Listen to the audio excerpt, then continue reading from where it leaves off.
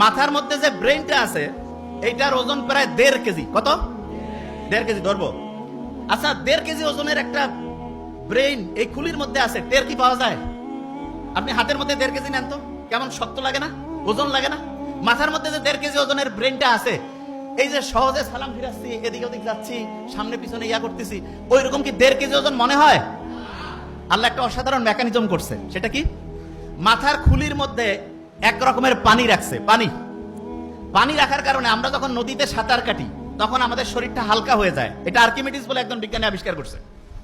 এবং আমাদের ব্রেনটা আমাদের এই খুলির মধ্যে ওইরকম সাঁতার কাটতেছে, এবং সাঁতার কাটার কারণে যে ব্রেইনের ওজন প্রায় 1,500 গ্রাম, সেটা কমে মাত্র 50 গ্রাম হয়েছে। কত গ্রাম?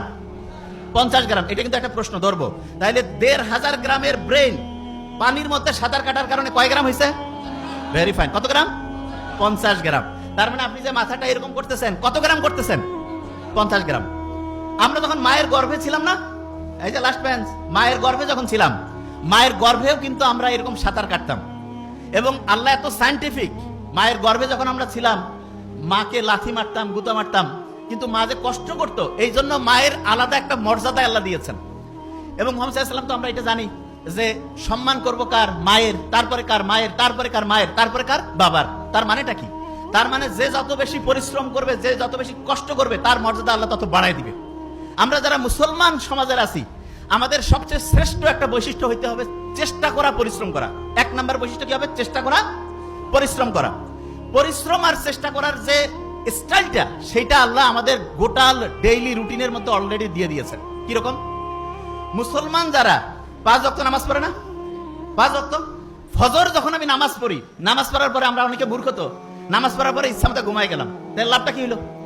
আল্লাহ নামাজ পড়ার পরে আমাদেরকে পরিশ্রমে যাওয়ার জন্য সবচাইতে বেশি হচ্ছে উদ্বুদ্ধ করছে। নামাজ শেষ করো, তারপরে তোমার জীবিকা অন্বেষণে বের হয়ে যাও। জীবিকা অন্বেষণ মানেটা কি? স্টুডেন্ট যারা, সে কি টাকা ইনকাম করবে? নো, তার প্রধান কাজ কি? পড়াশোনা করা। তাইলে আমি ফজরের নামাজ যখন পড়লাম, তারপরে আমার প্রথম কাজ কি হবে? পড়াশোনা করা। কি করা? পড়াশোনা। পড়াশোনার ক্ষেত্রে সবচেয়ে ভালো বুদ্ধি যেটা, সেটা হচ্ছে আগে কোরআন পড়ে নিব। যেমন প্রফেসর মুখতার আহমেদ স্যার বলছেন, আমি তো শুনে খুব মজা লাগলো আজকে, যে আবু হুরায়রা রাদিয়াল্লাহু তাআলা আনহুর যে খেয়াল থাকতো না, তখন মুহাম্মদ সাল্লাল্লাহু আলাইহি ওয়াসাল্লামকে এসে বললো যে আমার তো খেয়াল থাকে না। মুহাম্মদ সাল্লাল্লাহু আলাইহি ওয়াসাল্লাম কি করলেন? তার শরীর থেকে চাদরটা খুলে নিলেন, বললো যে এটা মাটিতে বেছাও।